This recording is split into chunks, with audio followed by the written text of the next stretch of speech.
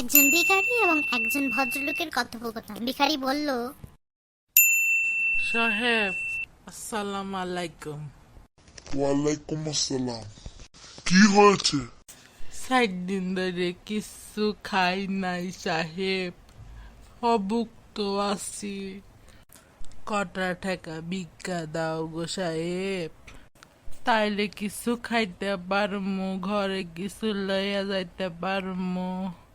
বাচ্চারাও কিছু খাই নাই গো। 500টা টাকা দাও গো সাহেব, 500টা টাকা দাও। মাফ করো, পকেটে টাকা পয়সা নাই। মাপ জব করতে পারবো না, আমি তো আজকে ফিতা আনি নাই, কেমনে মাপ করবো?